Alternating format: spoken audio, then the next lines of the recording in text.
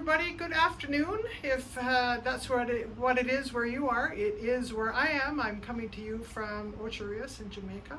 My name is Sally Roper and I am a casual potter. It is not my business, it is my hobby, but I have turned it into a small little business. I want to thank you very much for tuning in to my Kiln Unloading that is kind of a follow-on to the one I did just a couple of days ago. My kiln is currently 141 degrees. It is a bit warm, so I'm going to use my my gloves just to protect my hands as I unload this. This is a continuation of the work that I'm doing for this store in Kingston, and I have the remainder of their pieces. So if you saw my last kiln unloading, which I posted, as I said, 2 days ago, this will all be a little bit familiar. So I'm just going to go ahead. I'm going to try and make this 10 to 15 minutes long, if even that. So these are just some small saucers. They're good for whatever you want them from. They can hold your jewelry or watch beside your bed. They can hold olive oil and garlic. They can hold, this one is an olive one. They can be used for so many different purposes. A lot of times when I'm at a fair, people will say, well, why did you make this? And I said, it really doesn't matter why I made it. It's how are you going to use it? And so again, why I make something is not necessarily why the person who purchases it is why they use it. So this is, I believe, Sky. This is Amaco Sky celadon, and this is let me just have a look. This is the olive dish, Sky Weeping Plum, and Aqua. Sorry, this is Aqua, which is a celadon. I have it in a dipping style. I bought it in a pail and mixed it, and I dip it. And this is Weeping Plum.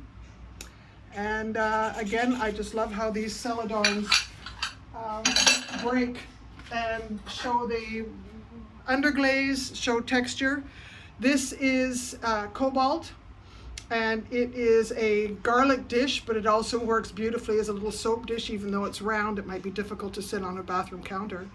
But all of those little craters that I've created, I use the end of a paintbrush. And what they do is they macerate garlic, and then you can put in oil and use it for dipping. Very, very handy. I'm just going to go on right now and show you my witness cones. Okay, so I discussed this in the last video. My kiln, for whatever reason, did not get to even cone 5. This looks like it's about 4.5. I don't know why. I did check it when it was at peak temperature, and it was at 2169 and holding for 10 minutes.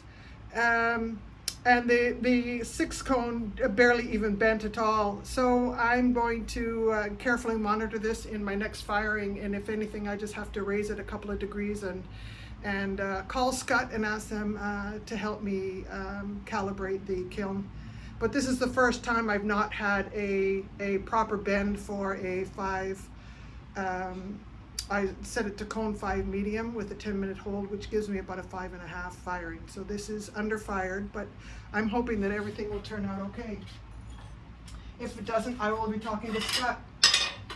I made these trays hand built from slabs, and I had a kind of like, I guess, a plastic placemat that I impressed into the clay, and then I formed the shape using GR pottery forms. And this has turned out really, really nice. There's the undersign, got my signature. I hope that's upside right. Yep, got my signature and the feet. Anyway, this is in cobalt blue, and it again shows up the texture really, really, really nicely. And it has some mates. I did them in different colors. This one is an aqua, and it's just going to sit in there nicely as a combination. And I have more pieces. So this is going to give you a bit of an idea of what it's going to be like. It's a set. And I'm down. Now I did ugh. I have a real ick here. Here's another one of these trays, again done with that same placemat.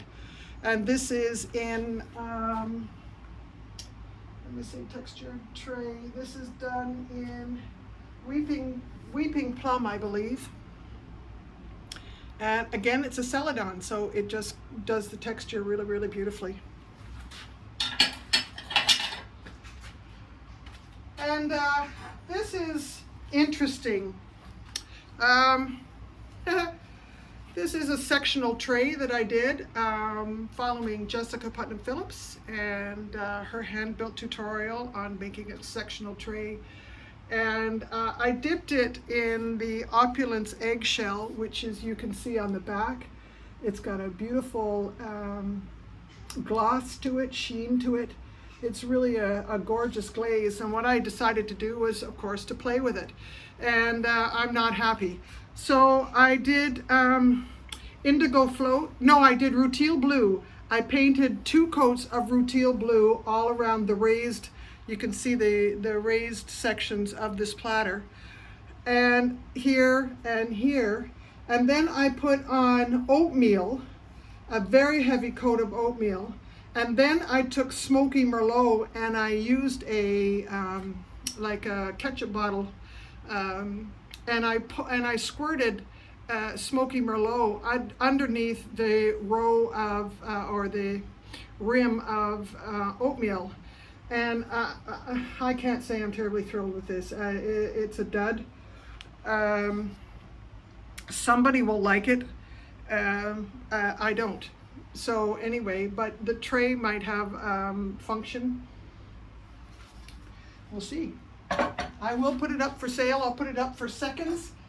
I learned from Tim C that when you have a piece and you designate it as a second, you don't really fuss with it too much. It is exactly what it is. It's not good enough to make your regular standard of quality of work. It is a second, and so you sell it for a lot less, but you don't do a whole lot much more with it. So I won't be doing too much more with that tray, and I will sell it for probably about half the value because I really don't like it. Now, here is the same tray, but I have the impression of the hibiscus, and I did just a single dip in one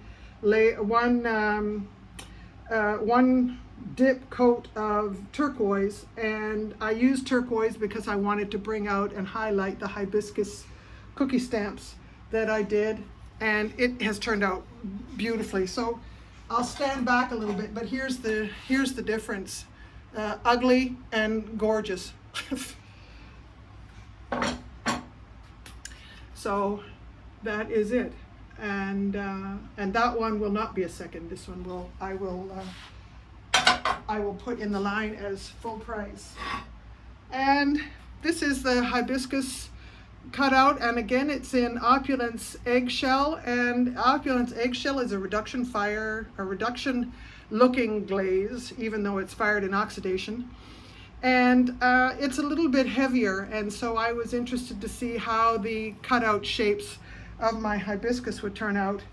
And it did fill it in a little bit, so it doesn't have as, you can certainly still see the hibiscus, and it is there, it is present, but it's not a feature like it is in the other pieces. And this is a saucer for a planter that I did, so I'll wait until I pick up the planter. Okay, moving right along. Again, I give my shelf a bit of a shake to loosen the posts before I lift up. Okay, this is cranberry. Not liking it so much on this particular dish. This is sold by Clayscapes Pottery, and it is Jessica Putnam Phillips cranberry. I might have to play with it a little bit and fix it up a little bit. I did notice there were specks in it when I was mixing it and dipping it. And this is, again, Weeping Plum. And this is Celadon Sky. Really, really pretty. This is pretty. This is brushed on, and this is dipped. So the brush on, you get a little bit of breaking depending upon how thick the coat is when you put the brush in on the dish. And those turned out very nice. I have a little half shelf. I broke a kiln shelf, so I just use it as a little half shelf when I have short items and taller items. Okay, this is Poppy. It's a celadon glaze. It is Sharon Hoppy's Baroque rolling pin texture on a GR pottery form. That is, that's the shape. It's kind of oval with the corners brought in. Really lovely. Sorry, my gloves are kind of masking it, but there you go. That would make a great soap dish. And that's in Poppy, Celadon Poppy. And this is Marigold, really, really nice. Sharon Hoppy's Hummingbird and Hibiscus rolling pin. This turned out really, really, really nicely. And you can really see the texture. It was probably about a 2-second dip in Marigold.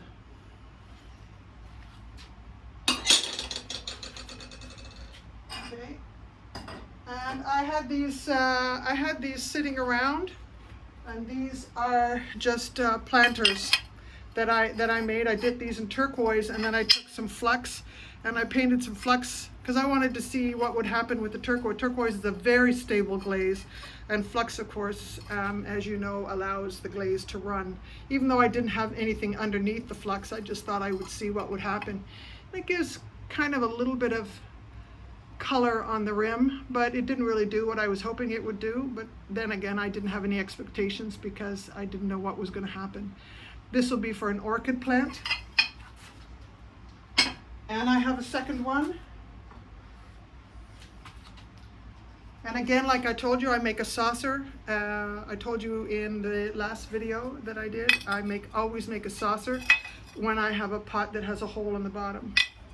And this is the same. So this is going to hold probably a 4-inch liner, or just the roots, I guess, of probably a short orchid. And this is another planter. This is the tray that goes with it. And again, it's the same size, probably for a 5-inch, a little slightly bigger than the other ones I just showed you, well, marginally. Anyway, this is dipped in Opulence eggshell, and then I dipped the rim about not even ½ an inch in Opulence Blue Monday. And then I put a little bit of flux on the outside, and it helped draw the blue down, and it's given it a really nice look. I like that. That's a win. It turned out exactly as I anticipated it to turn out. When I was a young potter, I really didn't have any idea. I just kind of made pots, and I didn't have any idea what they were going to look like when they came out. And now, after I've been doing this for 15 years, I have expectations of when I start making a pot to what it's going to look like as a finished piece. And the people that were teaching me in my very early years used to tell me about that, and I really almost didn't believe them. And I would say, you really know what this is going to look like when you're finished? And they said, they kind of looked at me and saying, that's a bit of a stupid question, but yes. So I'm now at that stage. I can anticipate what a piece is going to look like even before I start to make it. This is the Amaco Marigold, and I dipped it in the bucket to there. You can almost see a little bit of a line, and then I let that dry enough where I could handle it, and then I dipped it in that way just up to the line, and then I just give it a little bit of a wiggle so that I make sure I don't get a bald spot. This turned out really, really nicely. You can really see the texture of that placemat that I press into the slab before I build the piece. And again, it's a GR pottery form to create this.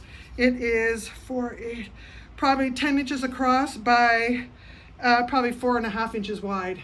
It's lovely. And these are the little trays that I made that are going to go with it. This one is, I can tell you, sometimes with these light blues, this is aqua. Okay, this is Amaco's Aqua Celadon. Again, it just shows the texture so beautifully. This is Weeping Plum. They're going to go together. So they could sit in this tray kind of like this. Let me see. Yeah, they can sit in like that. And sorry, I'm not holding them up where you can see it. And they can be a trio. But anyway, they go together as a set. They're really nice. And here are 2 more pieces, again in marigold. And this one is in turquoise. No, this might be aqua. Texture, the cobalt. Okay, I didn't write this one down. Yeah, yes I did. Small tray turquoise, yep, as I thought. This is turquoise. Okay, sorry. Just checking my notes. I make notes of every pot that I glaze, and there's the marigold. Gorgeous. And these are not very big trays. This is only started out a 4x5, so it's going to be smaller. So this would hold maybe a little guest soap. Hold your rings on your bedside table. This one's a little bit larger. You could probably serve somebody some peanuts. Warm up some peanuts in your microwave. Okay, I think we're down to the last row, and this is where I have the mugs.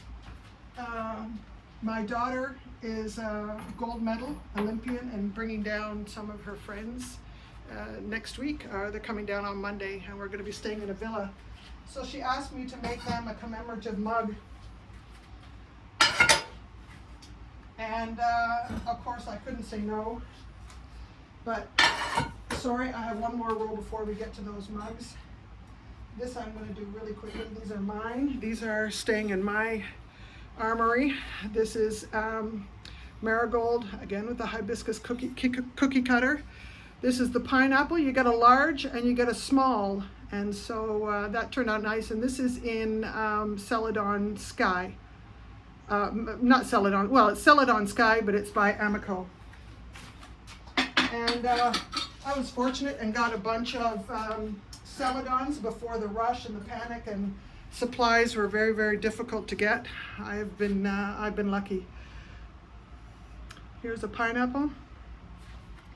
And this one is, oh, I didn't write it down. This one is probably turquoise. Again, this one's mine. It's not going to the shop in Kingston. And this one's got a little bit of, it's going to be a second. It's got a broken corner. So, yeah, that's done in Weeping Plum. That one is mine. Okay. And this one is texture, salsa, pineapple, turquoise, eggshell, marigold, Weeping Plum. Okay, I didn't write it down. Hibiscus poppy. This is poppy. So it's got a slight bit of orange to it, as opposed to the Weeping Plum. Here, you can see the difference between the Weeping Plum and the poppy. Actually, those would go really nicely together in a pair. Okay. All right, now we're down to the last shelf. And these are just mugs.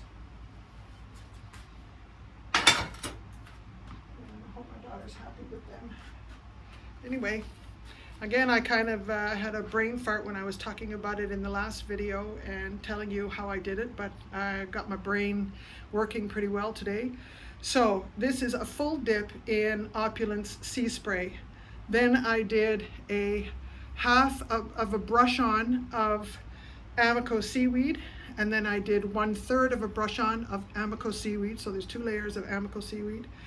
Then I did about a 1 inch, fairly thick brush on of indigo float, and then I put on a fairly thick coat just in the top rim part, maybe about a ½ inch of flux.